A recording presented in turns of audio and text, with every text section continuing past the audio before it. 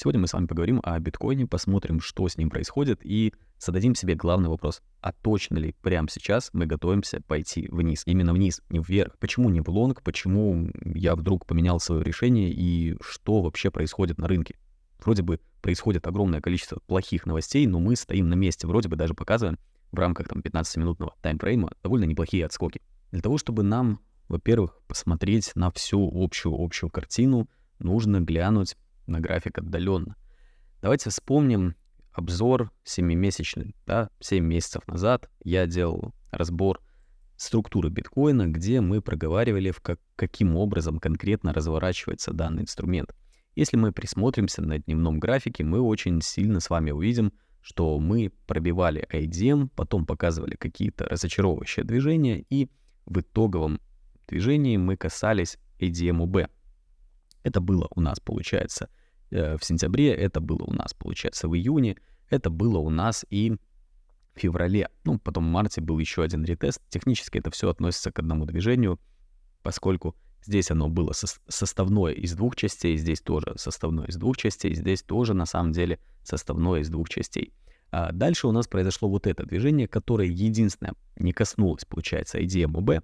То есть мы работали в предыдущем движении, вот у нас находится IDM, IDM-UB. Дальше мы показали манипуляцию вверх. На самом деле это тоже составное из двух разочарований. То есть разочарование вверх, потом вниз. И улетели в небо, практически коснувшись данного движения. Да? Это у нас было в январе. Да? Что происходит сейчас? Что происходит сейчас?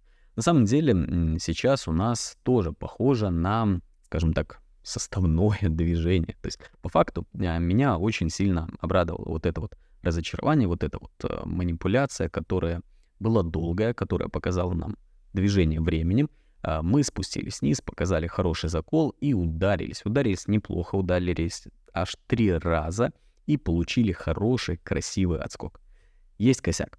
Какой косяк? Это EFC-свеча. Хочешь, не хочешь, вот эта вот свеча от 19 апреля является EFC-свечой, которая сняла ликвидность и мгновеннейше выкупилась. Да, если я посмотрю тот же там часовой таймфрейм, все выглядит довольно неплохо. Мы вроде бы хорошо, красиво развернулись, получили закол и полетели в небо. Полетели в небо. Но проблема. Мы полетели в небо. Полетели в небо не вот так. Мы полетели в небо что-то в формате вот такого вот движения. Да, то есть мы полетели в небо какой-то маленькой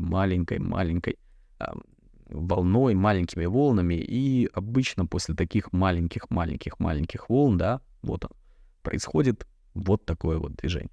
К этому я вас веду, к тому, что, скорее всего, исходя из общего анализа и общего понимания ликвидности, а в данном случае мы с вами являемся ликвидностью, в моем понимании, скорее всего, мы увидим все-таки еще одно обновление.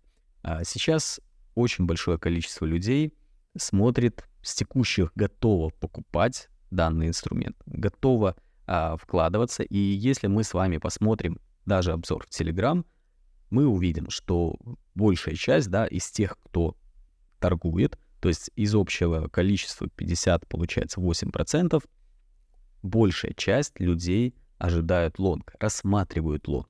И, казалось бы, сейчас происходит огромнейшее просто количество всяких супер таких вещей, которые просто там взрывают мозг, что там, не знаю, все там, ничего не принимается, ETF как залоги, господи, там CZ этот несчастный, его там все туда-сюда тягают. То есть, смотрите, мы вроде бы сейчас показываем кучу негатива, а если вспомнить, когда у нас была эта куча негатива как раз у нас была вот здесь. Вроде бы мы в моменте показывали какие-то, неплохие движения, и ты понимаешь, что, вроде бы не очень все хорошо, вроде бы там скамы, но по итогу, кстати, по-моему, тогда на развороте и про CZ были вопросы, да? И вроде бы как бы все хорошо, точнее, все плохо, и мы потихонечку все равно поднимаемся. Вопрос, да? И самое интересное, должно было быть что-то черным лебедем. Что сейчас может быть черным лебедем? 30 числа предварительно будет вынесен окончательный приговор по CZ, да? То есть там куча штрафов, куча тюрьмы и прочие штуки. И в данном этапе, что я для себя вижу. Плюс там же может быть ETF по Гонконгу. Сейчас мы выматываем времени, но нам не хватает, вот на данном графике лично для меня, на дневном таймфрейме лично для меня не хватает хорошего закола вниз. Закол должен быть таким образом сделан, чтобы никто из нас не захотел войти в позицию. Либо не дотянули до зоны, либо мы коснулись там чего-то и, может быть, постояли в каком-то моменте, да? Потому что мы сейчас все такие, знаете, господи, да, конечно, я же по 50 тысяч куплю, я же по 40 тысяч куплю, да я сейчас и за 16 куплю, вот пусть он только упадет, я за 16 куплю. Цена должна сделать так, чтобы никто из нас не купил. Купили только те, у кого, возможно, и им повезет, стояли где-то лимитки, потому что цена будет прошивать и уходить выше. Давайте посмотрим тот же вариант, который у нас был вот здесь. Ведь в моменте, вспомните себя, на 16 тысячах никто не хотел покупать. После вот таких больших черных свечей никто не хотел покупать. Все ждали, что цена будет еще ниже. И в моменте это было обосновано. Если я посмотрю на это движение, здесь тоже состоит из двух хороших, качественных разочарований. То есть манипуляция вниз, резкий отскок, еще одно, то есть первое дно, да, потом показываем вроде бы, все, мы полетели, а потом хобана, и после этого еще мы сделали пересвип вот этого снижения. То же самое плюс-минус хотелось бы увидеть сейчас. В данном случае нам достаточно будет либо свипа, пересвипа в касании нашего ордер-блока, да, то есть я понимаю, что, прямо сейчас самое неблагодарное дело — это, делать прогноз, куда мы придем. Поэтому я не люблю входить лимиткой. Я люблю входить стоп-приказом. Кстати, в ближайшее время сделаю видео про стоп-приказ. При этом я понимаю, что мы можем как и свипнуть IDM, также мы можем прийти в IDM UB, также мы можем его и пересвипнуть. То есть сейчас тяжело понять, какая общая зона у людей, которые будут собираться покупать, да? Понятно, единственное понятно, что задача их всех обмануть и выбить. При этом я понимаю, что может быть и такой вариант. То есть смотрите, на самом деле, ребят, вот у нас 1, 2, 3, 4 сценария, которые могут быть, точнее нет, не прав, вот этот сценарий, я думаю, что не будет, вот этот и вот этот. 3 целых сценария, по которым мы можем отработать, да. Локально вот этот сценарий, наверное, это самый последний. Хотелось бы увидеть либо вот этот сценарий, либо вот этот разворота, да. Они плюс-минус на самом деле похожи. Единственное, один с манипуляцией вверх, второй с пересвип. То есть что я хочу вам сказать? Хочу увидеть свип-пересвип, но при этом удар, небольшую остановку и еще один пересвип, когда люди будут думать, что, наверное, сейчас я не прав, наверное, все-таки нужно цене дать пойти ниже, да, то есть на графике это будет не финансовый, естественно, совет, вы меня знаете, да, это будет выглядеть вот так, небольшой пересвип, и мы уходим вверх. Вот это краткосрочный план по дневному таймфрейму, по данному инструменту. При этом нужно сделать поправку на непосредственно альткоины. Я понимаю, что в данном движении, да, даже если мы посмотрим тот же эфириум, мы можем не обновить лой, да? То есть мы сейчас можем показать за ближайшие пару суток хорошее движение вверх, которое не обновит текущий лой.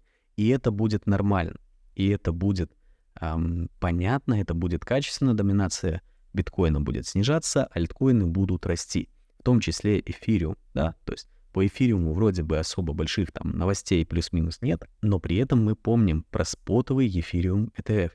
Соответственно, это тоже может быть одной из таких вещей, которые заставят цену пойти выше. При этом вы должны понимать, что сейчас все негативные и позитивные новости уже в цене. И вот это движение, оно будет просто следствием, оно не будет самим движением цены. Тот же, например, негатив по CZE, он может не вызвать супер огромного движения вниз, потому что все и так уже знают про вот это вот, да, то есть эта статья была 24.04, но до этого я смотрел и в марте были, то есть полгода уже даже больше это все происходит. Соответственно, задача сейчас просто сделать разочарование, какое-то вот разочарование, когда человек не понимает, а где ставить эти ведра. Что же касается 15 минут, как это все выглядит? Текущая структура по 15-минутному таймфрейму у нас выглядит следующим образом. Так, единственное, это не тот график. Она у нас выглядит вот так. Разрисовал, показал внутреннюю, показал основную, да, то есть по основной структуре у меня идет верхняя точка, нижняя точка, и сейчас мы находимся во внутренней структуре. При этом в этой внутренней структуре у нас будет с вами будут непосредственно свои зоны интереса. Сейчас мы по текущей внутренней структуре получили красивый, замечательный отскок. На самом деле уже вот это движение похоже на разочарование. Я допускаю еще один перехай. Единственное, если будет этот перехай, он должен быть более сильным, чтобы забрать вот этот SMT-блок, поскольку мы до него так и не дотронулись. Также допускаю, что все-таки мы можем без закрепа спуститься ниже. Сейчас мы говорим только про медвежий сценарий. Про бычий сценарий пока говорить не вижу смысла, потому что все, что я хотел по нему сказать, уже было сказано в предыдущем видео, в предыдущее воскресенье. Если хотите, посмотрите. Но текущее раздражение, текущие раздражители меня немножко, скажем так, начали напрягать. При этом я понимаю, что я все равно должен сейчас покупать альту в спот, да, не является для вас финансовым советом, это просто для вас является фактом. Я должен покупать альту в спот, соответственно, что я неплохо и делаю. При этом я оставляю какую-то часть, пока не могу, то есть технически это больше, наверное, там уже 40%. Я физически сам не могу сейчас вам точно сказать цифру, да, то есть в районе, наверное, 40% у меня остается свободных денег, но при этом я понимаю, что я точно их даже, возможно, все не буду инвестировать.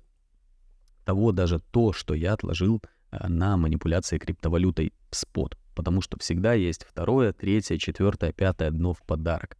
А того, что даже сейчас тот же закупленный по хорошей цене эфириум, он уже показывает прибыль, по-моему, в районе 6%, если мне память не изменяет.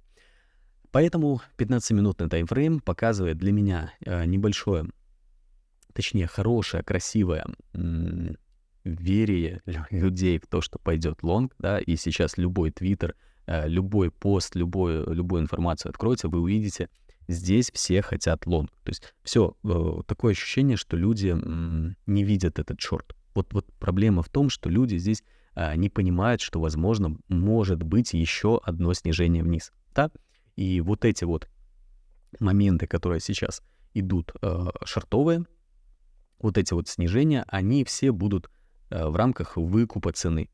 В рамках, если выкупа цены, значит, мы знаем точно, где стоят их стопы. То есть человек, который вот здесь вот покупает, поставит свой стоп, скорее всего, сюда, либо вот сюда. Соответственно, задача его полностью забрать. Также нужно посмотреть на вот этот IDM, да, то есть мы понимаем, что на дневке у нас есть IDM, просто IDM, который по-хорошему нужно забрать. И первая реакция будет уже на него. Нужно будет смотреть, как показывает себе цена. При этом напоминаю, что учитывая, что я торгую крипту с именно биткоин непосредственно только фьючами, только с плечом, здесь спешить не нужно. Здесь нужно посидеть, выждать, да? То есть мы понимаем, что даже вот этот вот пролив, он говорил о том, что он был свипом, и нужно всегда дожидаться пересвипа. Даже здесь, когда был вот этот пролив, мы видим, что это было свипом, а это был пересвип, да? Понятно, что единственное это свип вот этой свечи, да, не здесь. Ликвидность не здесь. Если не знаешь, что такое свип, пересвип, посмотрите, пожалуйста, видео, разберетесь. Здесь та же история. Свип, пересвип, который зашел в IDM OB. В данном случае хочу увидеть плюс-минус что-то такое, и первый отсчет свипов, пересвипов будет начинаться от этой свечи. Хочу увидеть хорошую, красивую, огромную свечу, которая скажет, что все пропало, теперь срочно нужно продавать. Причем, понимаете, уровень 59 тысяч, он должен быть прошит только так, когда люди будут думать, что все, это конец, это просто жесть, это просто ад, это невозможно, и мне сейчас страшно покупать. Вот все должно выглядеть в этом образе, и мы должны, скорее всего, постоять. Потому что легкий отскок, он заставит людей еще покупать. Да? То есть если мы сделаем манипуляцию вниз, манипуляцию вверх, на все остальное у меня всегда есть стоп. Вы об этом должны помнить.